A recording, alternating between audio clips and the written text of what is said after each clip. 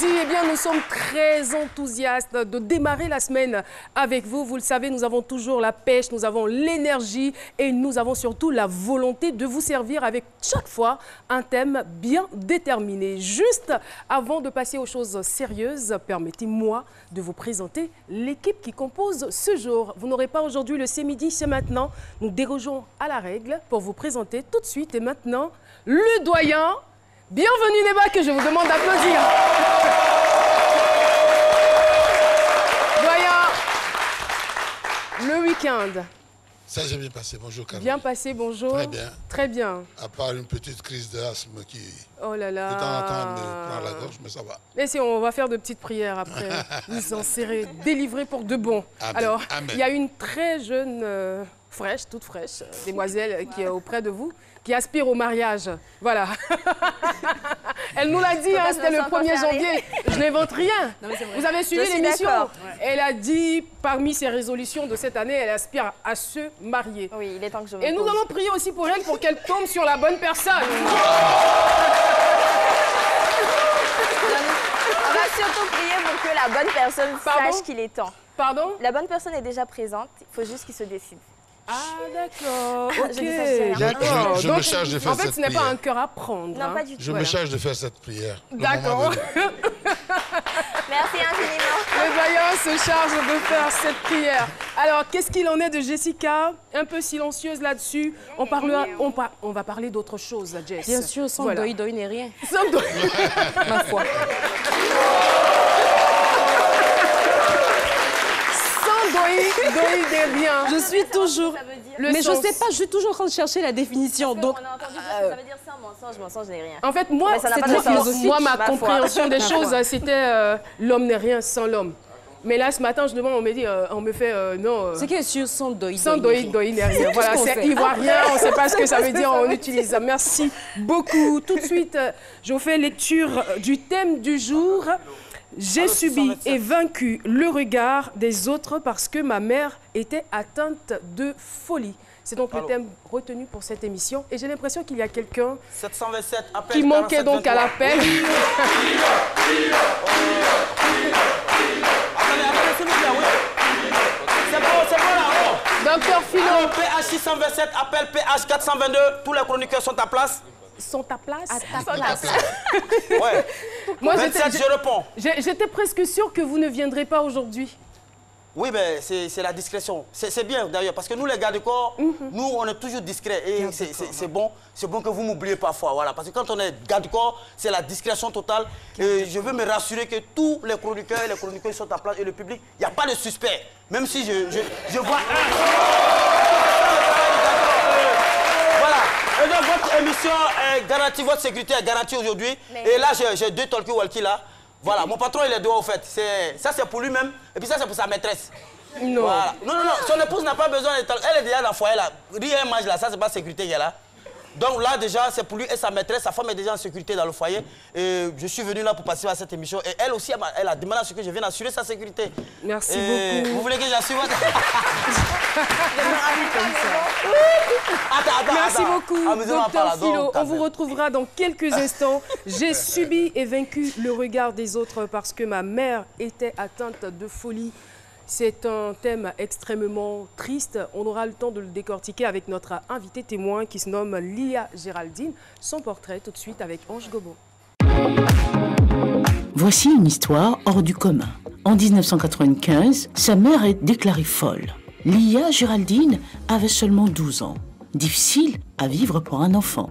2 ans plus tard, son père perd son emploi. Ce n'est pas tout. Quelques mois après, sa grande sœur décède. Elle se retrouve mère et grande sœur à la fois.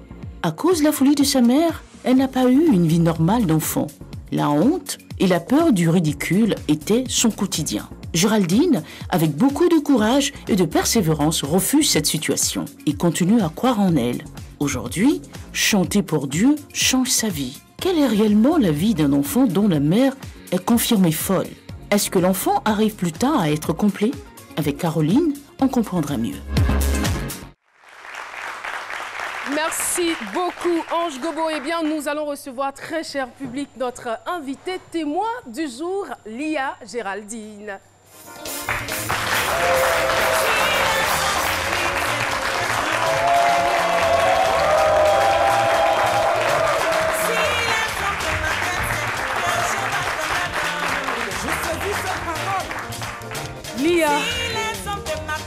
Attention, sur le côté.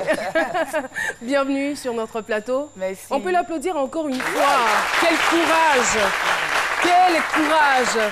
En tout cas, nous sommes très très heureux de vous avoir sur ce plateau et tout de suite, nous allons passer la parole à notre docteur en humour, docteur Philo, voilà, qui a toujours son mot à dire dans cette émission, son avis à donner. Docteur Philo, c'est parti, on vous retrouve tout de suite. C'est mon avis avec docteur Philo. Merci beaucoup, merci. Alors, c'est vrai, le thème, vous l'avez dit, c'est un peu triste, mais en même temps, on ne va pas trop s'apitoyer sur cette excusez-moi. Non, mais les Galco, ils ne parlent pas beaucoup. Donc, pour faire sortir un mot, c'est parfois difficile. Hein. Tristesse. Triste. Tristesse. Bon, j'étais le Galco d'un anglophone également. Tristesse, yeah. Non, mais je suis étonnée parce que vous prononcez des fois des mots plus difficiles que Ouais. celui-ci. C'est l'émotion. Triste. Triste. Quand il s'approche de moi, là, quand il s'approche de moi comme ça me plaît bien, donc je fais exprès. Et donc, on ne va pas s'apitoyer sur cette tristesse. Nous allons célébrer la joie parce que c'est ça. La vie est ainsi faite. Nous, les Galco, là, c'est notre quotidien qui est là. Moi, j'ai démissionné récemment, ça ne fait même pas 2 mois.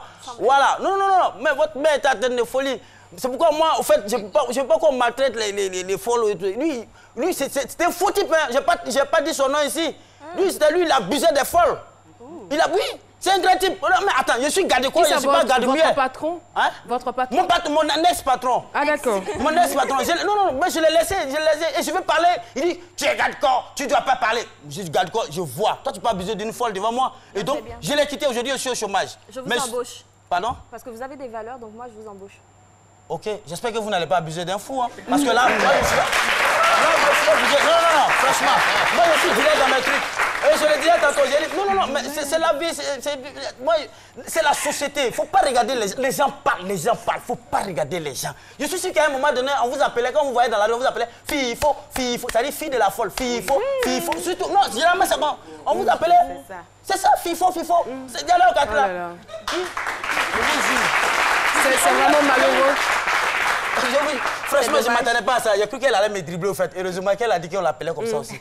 Donc, c'est déplorable. La société nous façonne. Et vous êtes une philosophe, vous êtes en train d'adopter une certaine philosophie qui dit que l'homme est un homo homini lupus.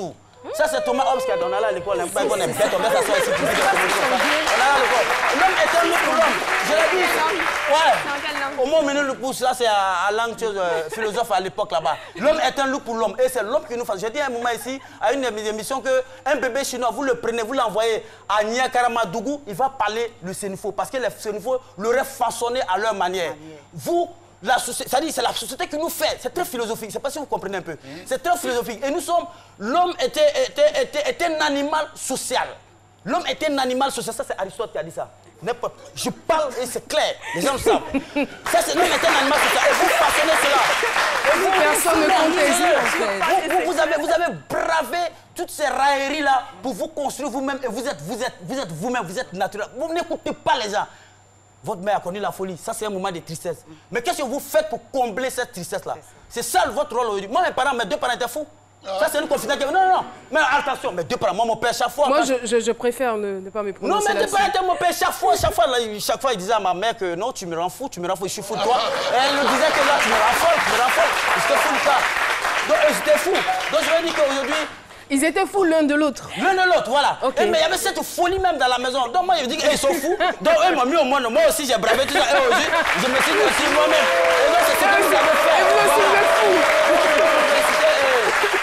Dire que, franchement, c'est bien. Et puis, ne regardez pas les gens, n'écoutez pas les ondits. Voilà, n'écoutez pas les ondits. Et ça fait avancer. Aujourd'hui, on parle de plus en plus de troubles mentaux, mais pour permettre à tout le monde de comprendre, on a utilisé le thème folie parce que c'est de ça qu'il s'agit. C'était assez grave, elle a très mal vécu, mais comme le thème le dit, elle a réussi à braver les regards. Nous allons tout de suite partir pour la question du micro-trottoir avec notre ami personnel, Paterne Assemian.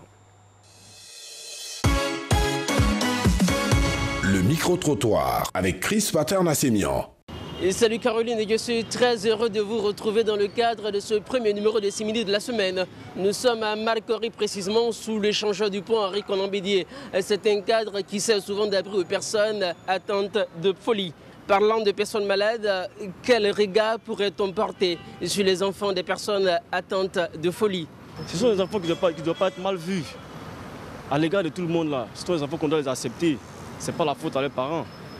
C'est quelque chose qui les est arrivé. Donc les enfants, même, on doit les prendre, on doit les porter même à bras le corps. Quand je vois ces genre de personnes-là, ça me touche beaucoup le cœur. Voilà, parce que comme si quelqu'un est beaucoup sensible, quand je vois ces enfants déjà même là, je veux vraiment les aider quoi en fait. Tel que ses parents sont fous, si cet enfant, il est chrétien, il croit en Dieu, moi je crois qu'il peut prier pour ses parents, pour que l'état de ses parents s'améliore. C'est pas joli pour tout un chacun de voir ses parents dans cet état. Donc la meilleure façon pour lui, c'est de soit, s'il connaît Dieu en tout cas, pousser ses parents à la prière, les envoyer soit peut-être dans un camp de prière pour pouvoir les soutenir dans la prière et puis que Dieu fasse grâce, mais pas les laisser dans la ville se promener pour que tout le monde puisse s'apercevoir que ah, c'est le papa de tel frère ou de telle soeur. Ça dépend.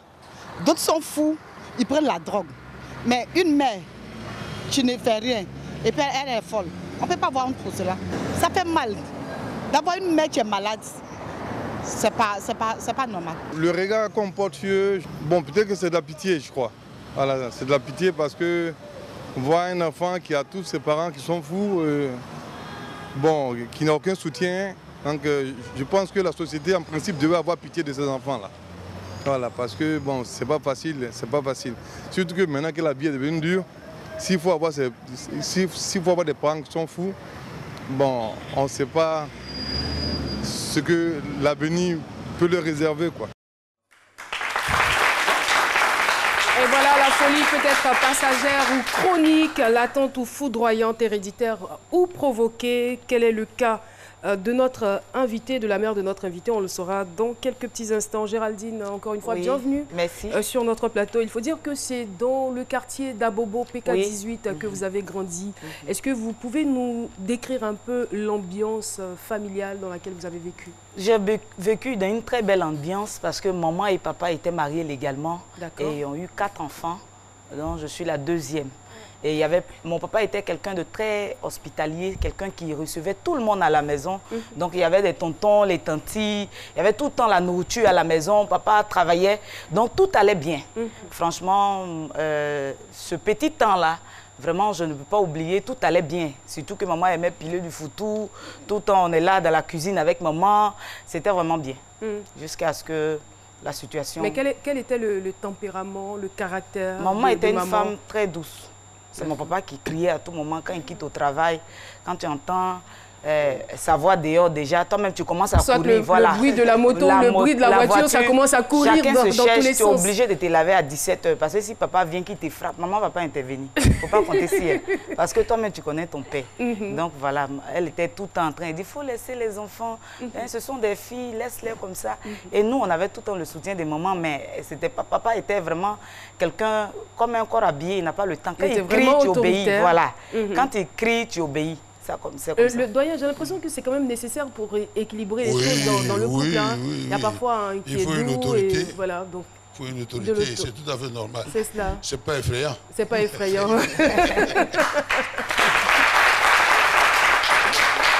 Alors, comment est-ce que cette maladie-là est survenue? Oui, nous sommes réveillés un matin.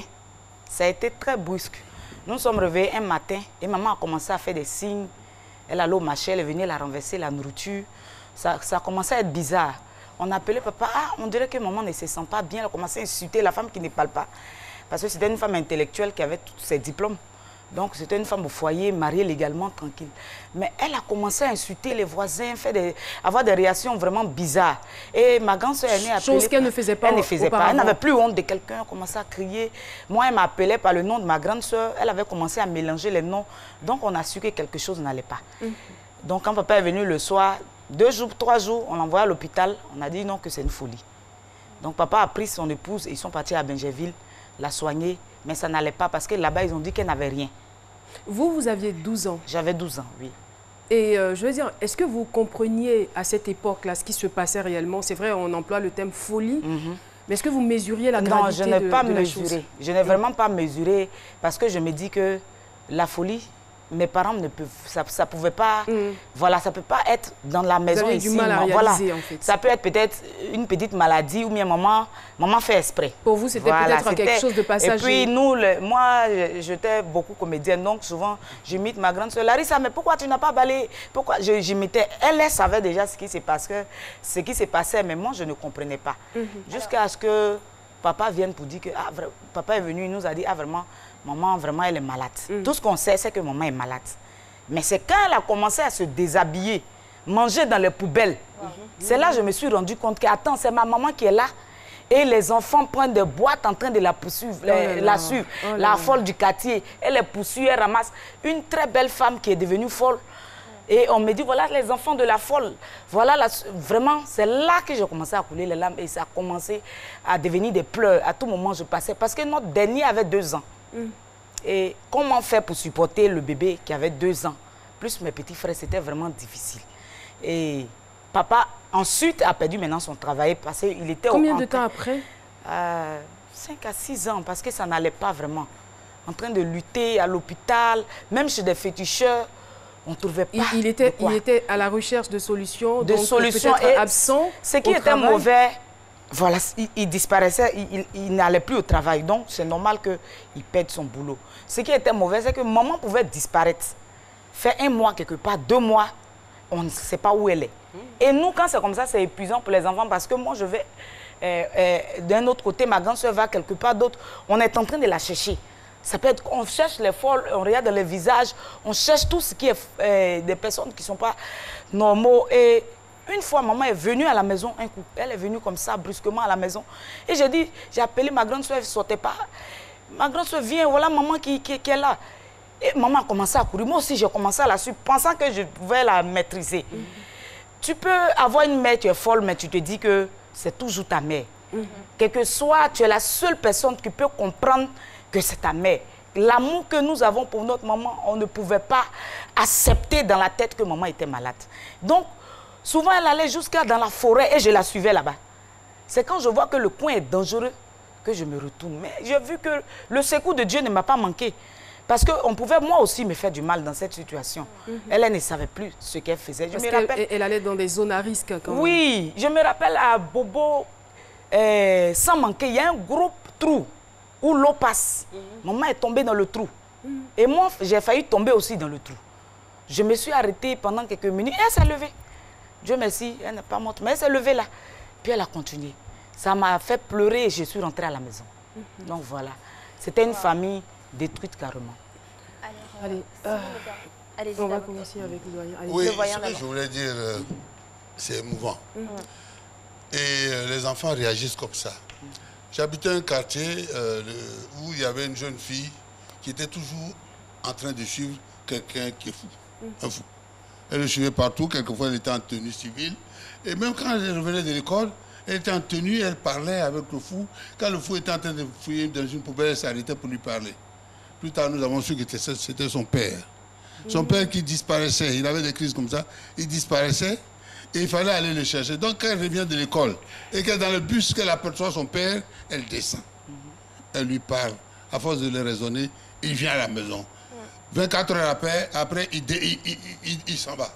Et c'est ce qu'elle faisait. Donc, ce qu'elle dit, ça ne m'étonne pas du tout. Ça, c'est le comportement des enfants. Et les enfants, comme elle a dit, les enfants, que leur père soit fou, leur mère soit folle, pour eux, ça reste le père, ça reste la maman. D'accord. Merci beaucoup pour votre intervention. Et j'aimerais savoir, puisque vous avez dit que votre mère a été conduite à Bégerville, je suppose, pour voir un psychiatre. Alors, ça a été quoi le diagnostic? Parce qu'au niveau des troubles mentaux, il y a vraiment plusieurs types. Qu'est-ce qu'ils ont dit? Ce qui a étonné papa, c'est qu'ils n'ont rien trouvé. Et nous sommes en Afrique. Je crois que la sorcellerie existe. Nous sommes en Afrique. La sorcellerie existe, même chez les Blancs. Parce que quelqu'un qui se... Donc, médicalement parlant? Médicalement parlant, ils n'ont rien trouvé. Ils n'ont rien trouvé, mais maman était folle.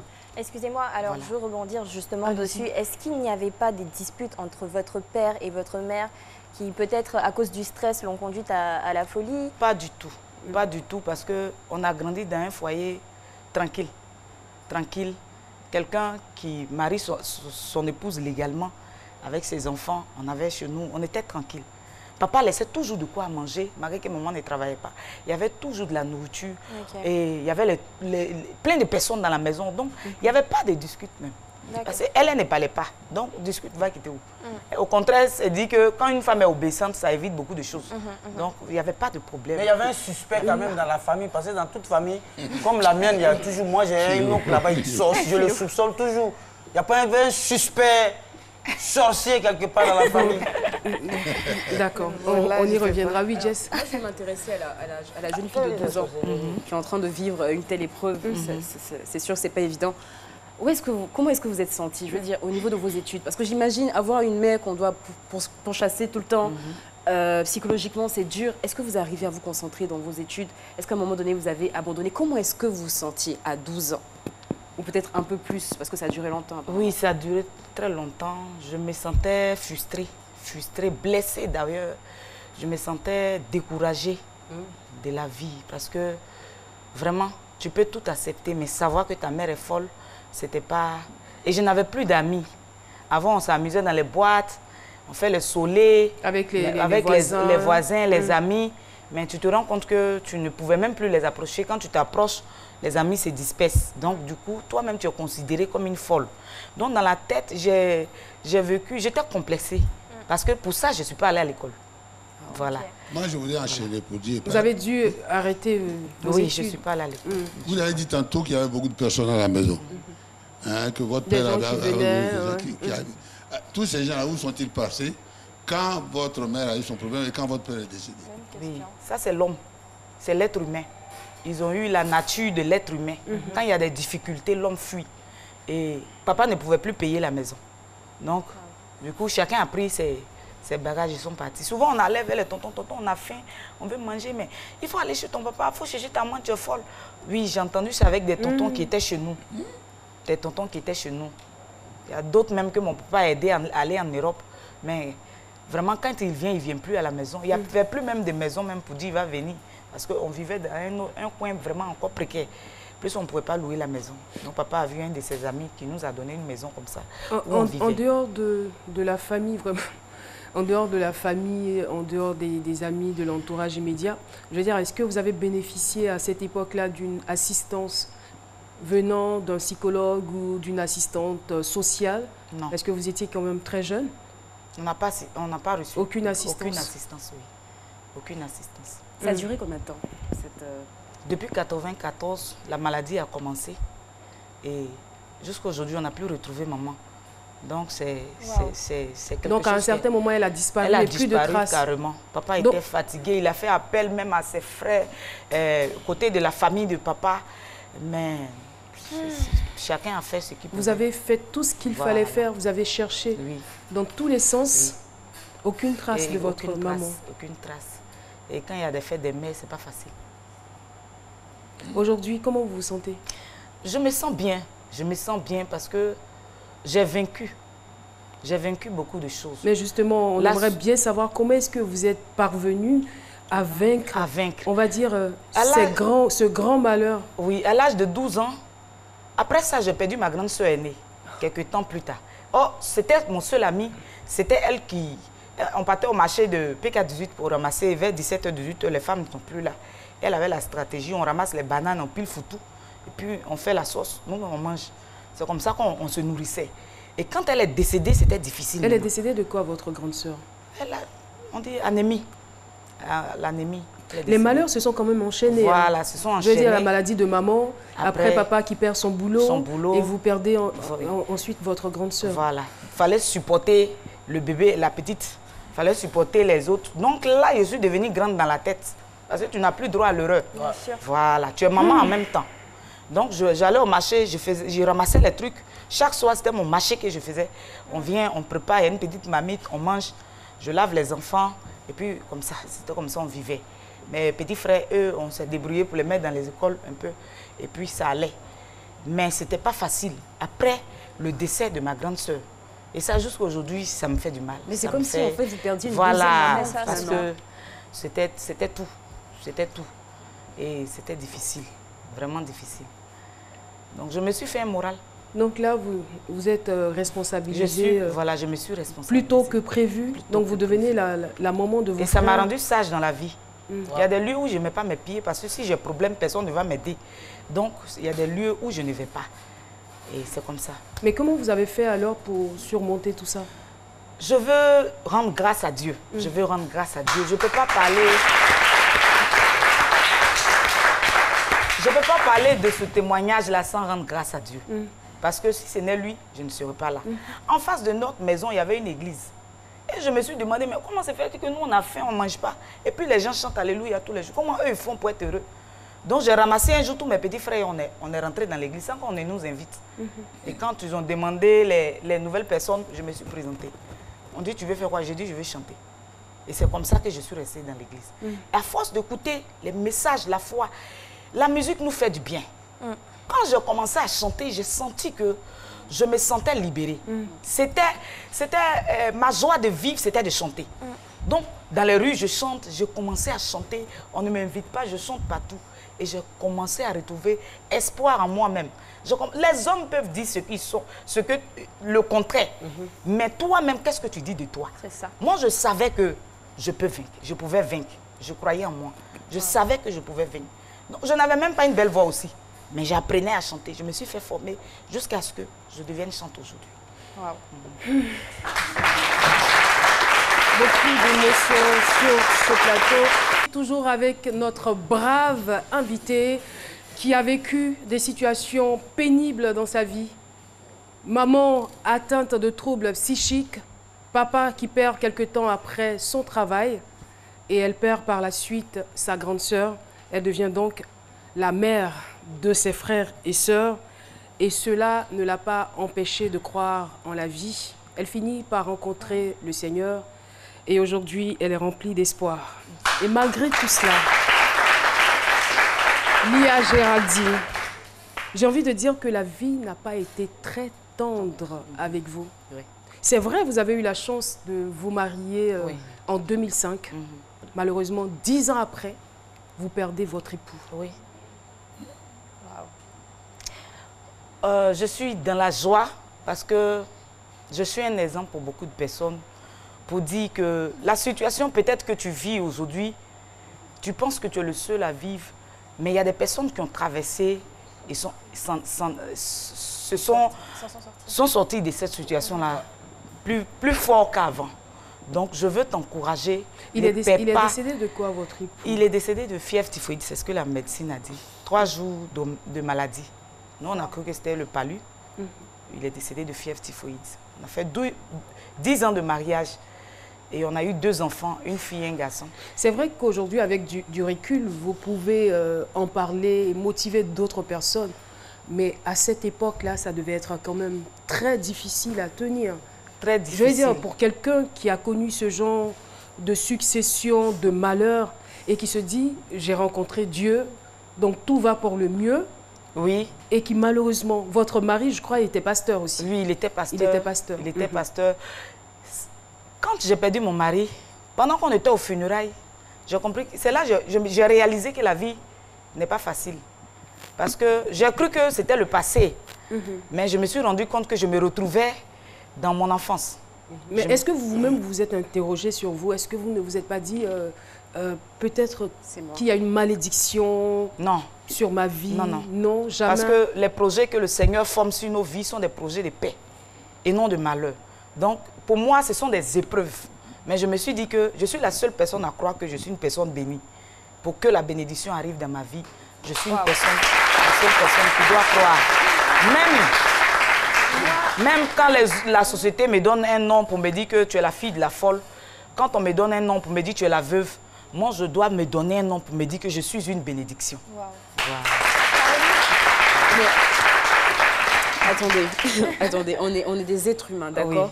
C'est une succession, franchement, d'événements qui sont tragiques. À aucun moment, vous perdez la foi. Parce qu'on sait tous, hein, on est tous accrochés à nos valeurs, à nos familles, à la foi, parce que c'est la seule chose dans laquelle on peut retrouver un refuge qu'on vit des trucs. Mais à un moment donné, on se dit, mais Seigneur, qu'est-ce que j'ai fait? Vous n'avez pas eu ce passage de foi? Il y a eu des temps de pleurs pendant longtemps. Mais il y a quelque chose qui me donnait la force, qui m'obligeait, si je veux, à ne pas baisser les bras. Je devais survivre pour que mes enfants vivent. Donc, à cause de ces enfants-là, si moi je meurs, qu'est-ce qu'on va devenir? Qu'est-ce que mes enfants vont devenir? Donc, je t'ai accroché à la vie à cause de mes enfants. Donc, pour ces enfants, je me faisais moral. Donc, je gardais le sourire. Je suis quelqu'un naturellement, même si j'ai des douleurs dans le cœur, mais j'ai un sourire. Je garde le sourire. Vous êtes combien d'enfants? J'ai 2 enfants. L'aîné à quel âge? Il a 12 ans maintenant.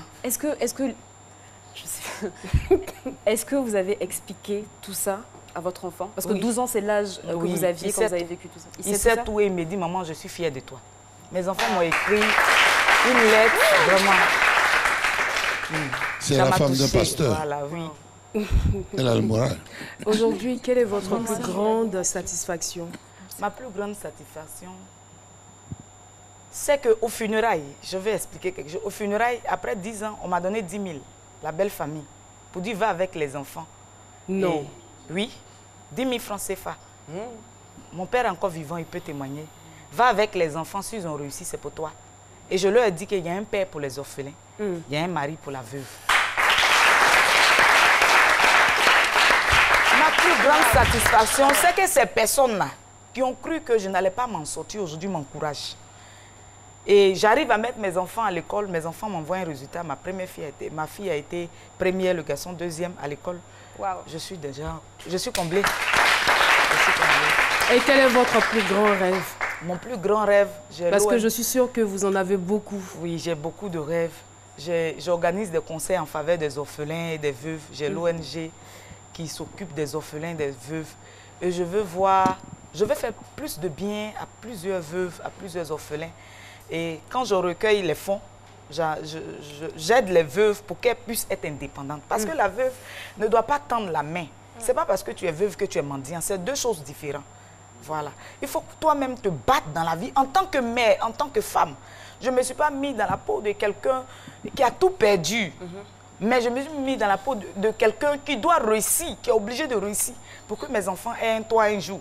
Parce que je me suis retrouvée à un certain moment...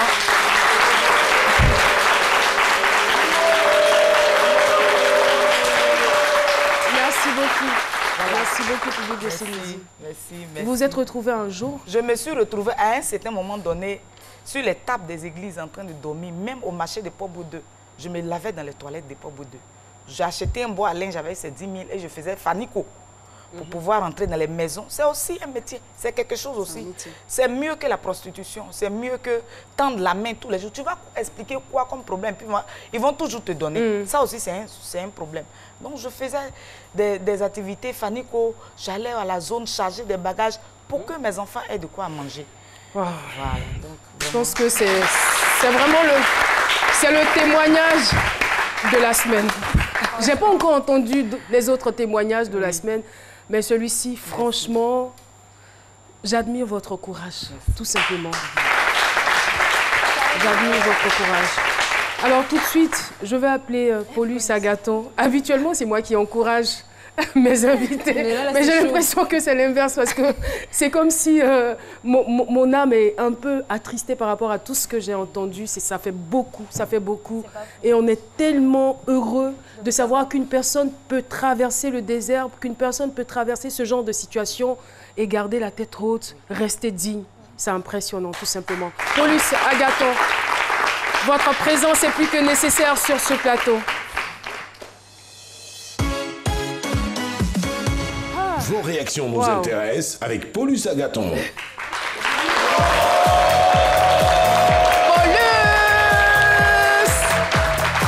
Ah, il se porte mieux. Oui, bonjour Caroline. Il se porte bien, il a bonne mine. Oui, oui. Vous êtes bipé ou quoi? Parce qu'elle aussi, elle a fait... Une symbiose. Elle se sentait pas bien la semaine dernière. Hein. Voilà, c'est bon. Super, tant mieux si tout le monde va bien. Alors bonjour à vous chers téléspectateurs et bien sûr chères téléspectatrices. On va se rendre sur notre page Facebook, pas de questions, des contributions, des messages d'encouragement. On a par exemple Watasco le Sage, c'est son nom de profil.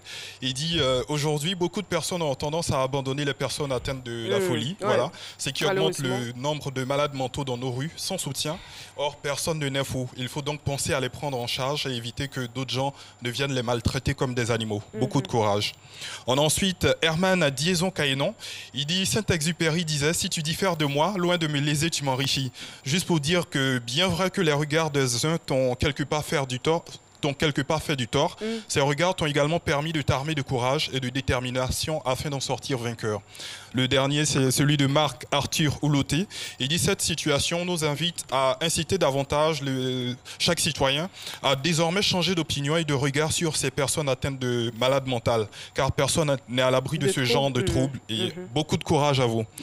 Alors Caroline, ça sera tout en ce qui concerne les réactions des internautes, mais c'est l'occasion pour moi de les inviter, sinon de rappeler que vous devez liker la page Facebook Fréquence 2, la page Facebook C'est Midi. Voilà. Heureusement que c'est le même groupe, on vous aurait chassé de ce plateau. C'est ça, la page Facebook C'est Midi, et continuez de nous envoyer vos messages avec le hashtag C'est Midi parce que vos réactions nous intéressent. Merci infiniment, Paulus, Agathe.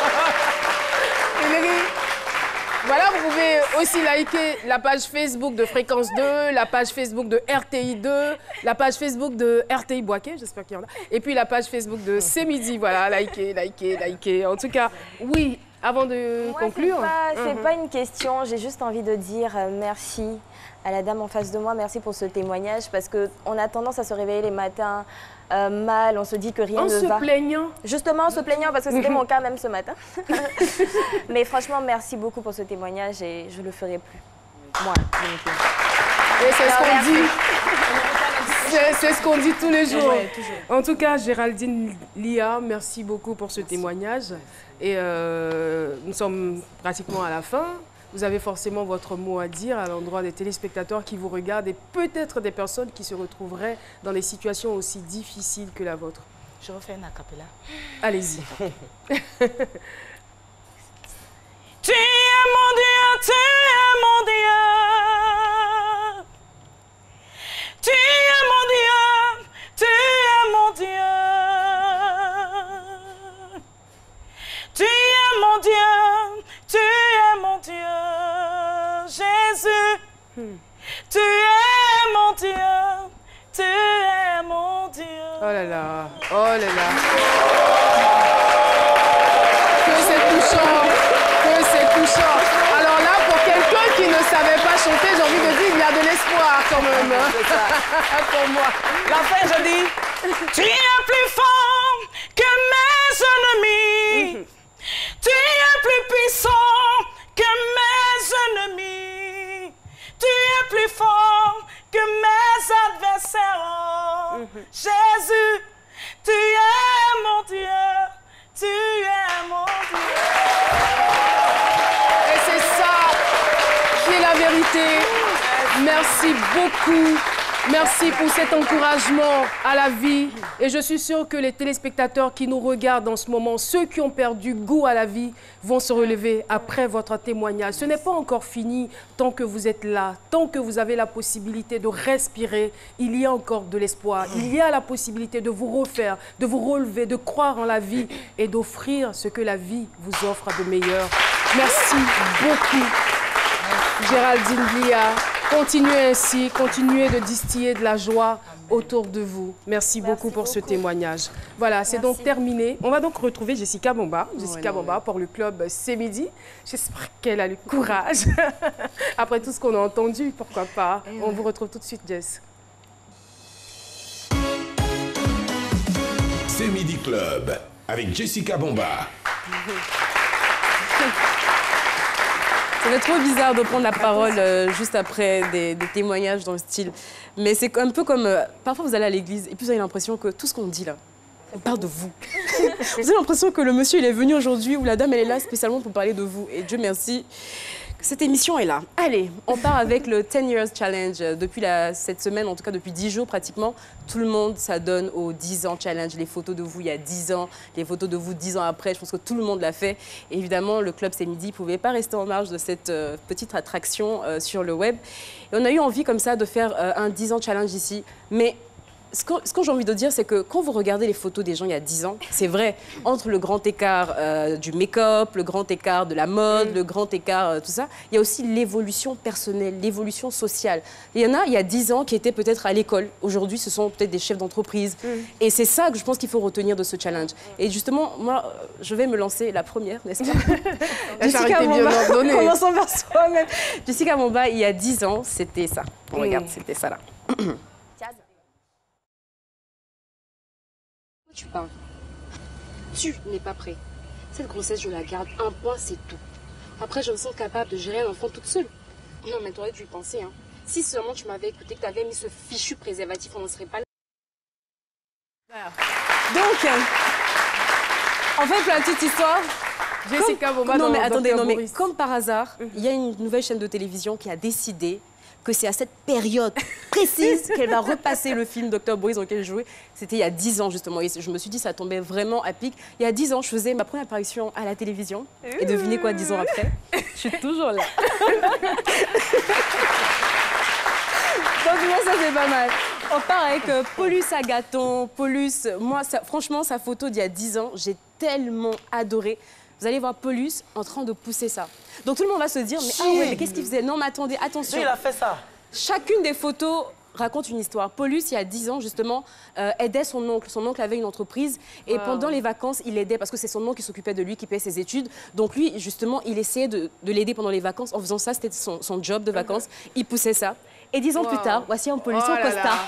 Ça déchire. Il déchire. Franchement, il déchire. On part maintenant avec... Je pense à mon passé et tout ce que j'ai traversé. Attention. Paulus! La photo qui suit. Docteur Philo. Docteur Philo. Il est là, lui, mais il va... Hey, donc, bon. Qu'on sort. Non, Philo, il n'a pas du tout changé. Philo, vous êtes là. Wow, non, vous êtes là. là. Ils sont là, ils sont étonnés. Ils attendaient. Quand vous avez dit docteur Philo, dit voilà, envoie la vérité. Je n'ai pas changé. C'est toujours le même. Mais là, avoir même le collier, on savait que lui, là même, vraiment, il était dans l'allée même. Et 10 ans après, docteur Philo, que vous retrouvez, qui est là tous les jours, qui fait un travail remarquable, parce que je vous dis, faire rigoler des gens, trouver des choses à dire tous les jours, du lundi au vendredi, c'est extrêmement difficile. Et docteur Philo, franchement, ça c'est mon avis, mais je trouve que c'est l'une de vos meilleures photos. Elle est magnifique, vraiment. Et on passe rapidement, Marie-Paul Adjé, c'était il y a 10 ans. Dans une série télévisée Teenager, Marie-Paul Adjé, qu'on va retrouver là tout de suite. Teenager, voilà. Mais non, pourquoi ce collage? C'était vraiment la teen. Je veux m'expliquer. C'était la teen. Non, aujourd'hui, on n'avait pas droit à la parole. À l'époque, j'aimais tellement cette coiffure-là. Oui. J'ai les plaquants. C'était Marie-Paul Adjé, voilà. Elle passait également dans une série télévisée aujourd'hui. Elle est chroniqueuse, chef d'entreprise, tellement de choses. Franchement, de l'eau a coulé sous les ponts. Vous avez travaillé, on est fiers de vous. Merci beaucoup. Paterne Assemian, il était donc chargé de communication dans une entreprise. Mais allez voir sa photo, c'est assez surprenant. Il n'y a pas vraiment de changement. Il n'a pas changé du tout. Il n'a pas changé du tout. Il a vieilli, c'est tout. Il était, voilà... De l'autre côté, il ressemble un peu à Paulus. Un petit air. Voilà, il n'a pas changé. Il était journaliste. Il continue aujourd'hui, vraiment, j'ai envie de dire, à l'air libre. Il est libre de ses mouvements parce qu'à l'époque, il était enfermé dans un bureau. Aujourd'hui, franchement, il se lâche et on adore. On passe à Priscille la dégameuse. Vous pouvez y aller? Le temps. Priscille la dégameuse. Alors, ça c'est Priscille. La première photo, elle m'a expliqué, elle m'a dit, Jessica, ça c'est Fatih du commissariat de Tampi.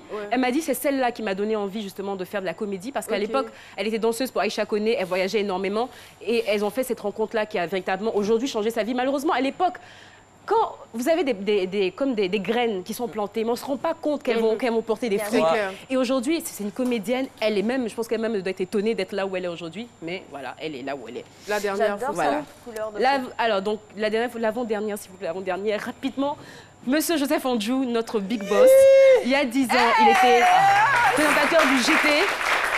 Sur une chaîne de télévision. Aujourd'hui, il est rentré chez lui et il apporte sa contribution. Il est donc responsable des programmes de RTI1. Voilà, Joseph Andjou. Et le meilleur pour la fin. Le meilleur pour la fin. Caroline Da Silva, qui à l'époque... Non, là, je veux intervenir. Non, mais attendez. Je parle. Parce que Madame Da Silva se moque toujours de ma forme ici.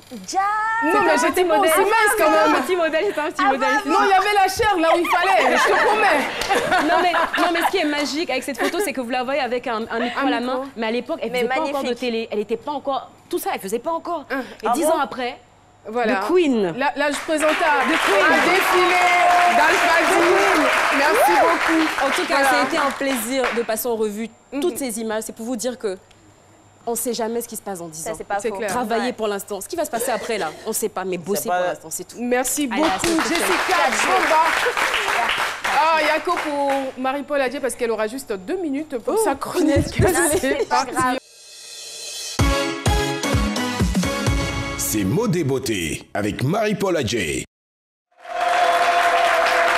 Merci, public de ce midi. Alors, nous le savons, le style vestimentaire pour un homme est le reflet de sa personnalité. Et ça, mon invité du jour l'a bien compris car il vous propose un service de qualité. Public de ce midi, on accueille ensemble Yomi Mode.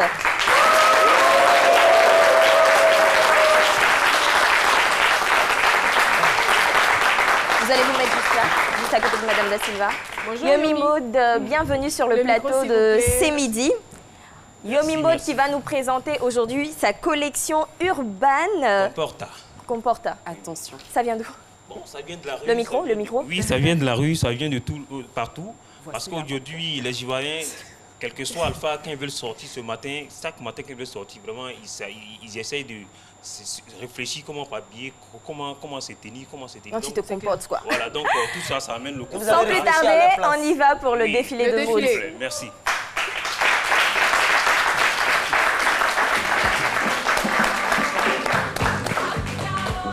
Donc vous le remarquerez, Urban Comporta, c'est des costumes de mariage, des tuniques hommes et femmes, des ensembles tailleurs, absolument tout pour faire ressortir la beauté. Merci beaucoup, public de ce midi. Merci infiniment. Alors Yomi Mode, c'est 28 ans de couture, c'est cela? 28 ans de carrière quand même, 28 ans et on travaille comme ça dans l'ombre. Aujourd'hui, on a décidé de partager notre connaissance à tout le monde, aux Ivoiriens, tout le monde de la diaspora, pour qu'on puisse voir quand même ce qu'on fait de beau en Côte d'Ivoire. D'accord, vous avez habillé beaucoup de stars, Black M, Al Mustafa et j'en passe. En tout cas, plein d'artistes quand même. Bon, vraiment, on a beaucoup fait. Aujourd'hui, on essaie quand même de montrer notre savoir-faire aux Ivoiriens. On dit que vraiment aujourd'hui, en Côte d'Ivoire, il y a des faiseurs de mode.